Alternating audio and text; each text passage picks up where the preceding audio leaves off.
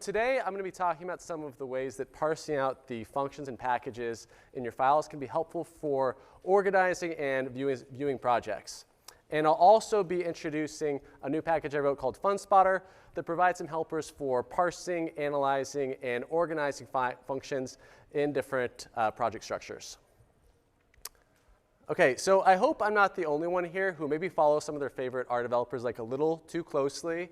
So for example, like before going to sleep, rather than scrolling through Instagram, I'll just like scroll through the recent GitHub activity of my favorite R developers. And then when a new blog post or new book comes out that I'm super excited about, it's like a major event for me, and I just want to jump straight in. And I would love to say that I'm just this sponge of information, and immediately I'm just know exactly what I'm doing, but usually it ends up kind of looking a little bit more like this. And there's all these things coming at you, and you're trying to figure out how these things relate to each other.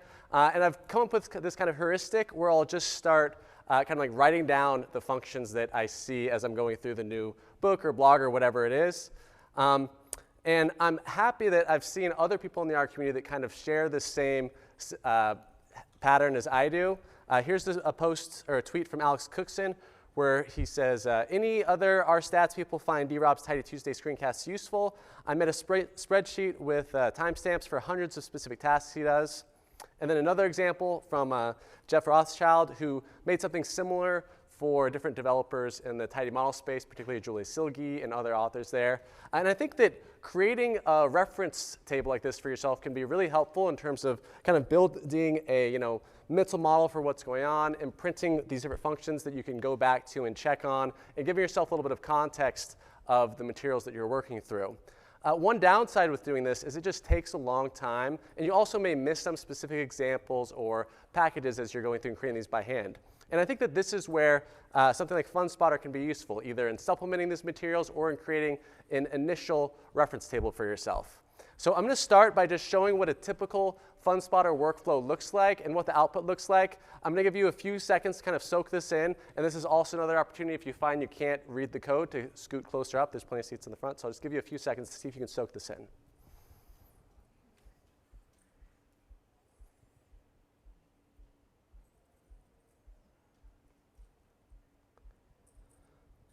Okay, so what I'm doing here is I'm specifying the GitHub repo where Julie Silge's blog lives, and then I'm just pulling out all of the individual functions and packages that are used there, and then we have links to the relative paths within the repo, as well as the URLs where these files actually exist.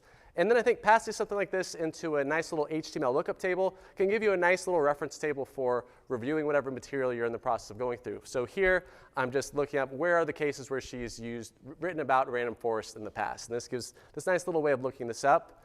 Another place where this is useful is just in those cases where you kind of want to sift through some set of information. You may not even remember the function or package that you saw her write about. You just remember, okay, there was something that was useful that I think she did, and you just kind of want to look through a reference sheet. And I think that's also where these types of tables can be really helpful and provide nice little supplements to whatever other method you use for searching information or helping you kind of in your learning process. So next, I want to talk a little bit about each of the different kind of groups of functions that exist within FunSpotter. So one set are these list files functions that essentially take in some location and return all the different files in that location. Then there's a set of functions that spot things. So in this case, we're talking about spotting functions. And then I have a variety of helpers that either manipulate the output of these objects or are helpful for plotting. And then there's also a bunch of unexported functions that I'm not really going to get into today, but can help with certain situations that you may run into if you have like different dependency structures than just kind of like the standard setup. Okay, so now I'm going to walk through this step by step just so you can see the details of how this works. So after running list files GitHub repo, what is returned are the file paths for each of your R and R Markdown files within that repo, and then also the URLs to those.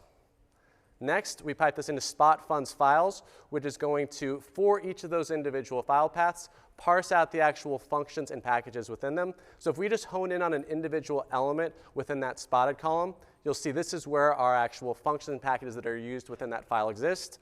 And then that next step, the unnest results, is just going to take each of these individual data frames containing the functions and packages and put them into a more simple data frame structure that you can use as a reference table for yourself.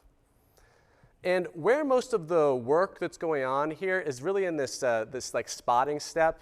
And one thing about R that adds a little bit of complexity here is that when you do a library call, you're attaching all the functions within that package. So what FunSpotter does is essentially try and recreate what it thinks that search space is going to look like. It takes a variety of steps to do this so that when it identifies a function, it can say, I think this is the package this function is actually coming from. I'll note too that this takes a few seconds to do for each file. So while you can do it for for hundreds of files, if you try and do it for millions, this isn't going to work. It's just going to take too long. If you have any ideas and suggestions for how to do this faster, definitely feel free to open a GitHub issue for me if you happen to be an expert in this space. And I'll also note that if you don't have the package installed locally, FunSpotter is not going to know which package that particular function came from. It's just going to say unknown. So if you don't want to actually install all of those packages that you may have for some set of files that you're running FunSpotter through, if you don't want to install those across all your projects, you may want to start off by using something like renv so that you can keep the packages you're installing for this specific to that project. And again, this process of recreating the search space is currently set up to be used on self-contained files. And by that, I just mean picture like an R file or an R Markdown file that has a bunch of library calls at the top. So it's going to work on things like repos for blogs or books and things more along those lines. It's not going to work so well on things like targets workflows or Shiny apps or other types of projects that have more sophisticated dependency structures potentially. That's just currently it's set up more for these. And again, the goal here with this example is to create some kind of reference table that you can use for yourself. But outside of just creating reference tables for blogs or books or screencasts, I think another set of examples are just your own code. I know for me, my own code snippets can get really disorganized and tough to keep track of. Here is a tweet from Chelsea where she says, I have so many snippets of our stats code in untitled files that have useful bits of code that I want to catalog somewhere, but I don't know where would be best. And I definitely have this experience, particularly with my GitHub gists. If you don't know what GitHub gists are, they're just like a place online where you can save little code snippets. And for me, I know I'll make some little example of something and post it on GitHub gist and then kind of forget about it. And then sometime down the road, I'll think, OK, I know I did something along this space, and I can't quite remember what that was. And this is where I think creating a little reference table for yourself so that you can go back through and glance through those or search through what functions and packages you were using in your prior examples can be really useful. And I'm using this example just for your own code, but you could picture also in an organizational context. It may be useful to get a sense, do this across a wide range of different folder structures so you can see, OK, what functions and packages are different people using. And just one little caveat about these examples, they're a little bit manicured. Sometimes, depending on what the dependency structure looks like or what the files that you're actually saving look like, there may be a little bit of cleanup that I'm kind of just not exposing you to here because I don't want to scare you away too much. OK, so up to this point, I've gone through a few examples where we are just creating reference tables for yourself. But this can also be used for actually directly organizing your files. And I'll walk through an example using Blogdown. So I started blogging in 2020 after the RStudio conference in San Francisco. Rebecca Barter had a really great talk that inspired me to start blogging more regularly. And one issue I ran into when creating my blogs initially was my tags really weren't coherent at all. I'd have ML, machine learning. I'd have data science spelled 3 different ways. I'd have a bunch of synonyms for each other for my tags, so to the point that the tags were really not any useful way for actually organizing my posts. And I thought a better way of organizing my posts would be to just directly see which packages are being used in each post and use those as the way to actually organize those tags. So that's where this function spot tags can be really helpful, where what this does is when it actually renders the file, it first goes through, checks which packages are actually being used, and then puts those into a format that it can be used for the little tags at the top of the header for your post. So now, rather than actually having to put any thought into what my tags should be for my blog, I just have the spot tags. It does all that for me. I don't need to type anything out, and it can just kind of it's one less thing to worry about when blogging can already be a somewhat intimidating thing to do in the first place. And then if you actually go and look at what the tag section of my website looks like, all my posts are organized based off of whatever packages are used within them, which I think gives this nice, clean, coherent way of actually setting things up. OK. So now I've talked through some examples of creating reference tables. I just went through an example of how you can use this to organize your files directly. And the third area that I just want to touch on really briefly is I think it can also be helpful to actually analyze this information. So there's a lot of potential data here. This is, again, Julia Silke's blog. Maybe we want to see how do these different posts and packages relate to one another. So here's another example where I'm passing these into this network plot. In this case, I'm actually just parsing out the packages, not the functions. So in the network plot, we have each circle here represents an individual package. Each square represents an individual file. The connections represent those cases where a package is loaded within that particular script.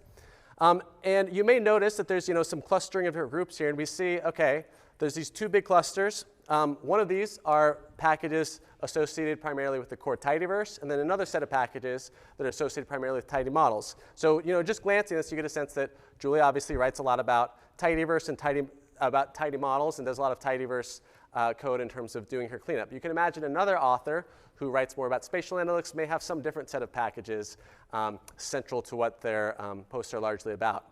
And this is just kind of one example. I think there's a lot of different ways you could take this. You could imagine trying to explore the relatedness between different projects or between what different authors are writing about. Or you could also use this to help organize those files directly based off of what types of things actually exist within them. So this is just kind of like a little taster example, but I think there's a lot of interesting things you could do here. And I just want to reference a few other interesting projects. This is not within the R community directly, but if you're just interested in kind of visualizing code space or using visualizing code repos or using the information that's within the files to help organize those files, these are just a couple other projects I think are worth looking into if you're interested. OK, so I hope that you will take the jump in and try out the package. I'm planning on submitting it to CRAN within the next few weeks. So if you try it, I'd love to get feedback from you. And I also have on my README just a few examples of reference tables created using FunSpotter. If you use this and create some reference table, definitely open up an issue or a pull request, and I'd be happy to add that there just to get some other examples. So thank you.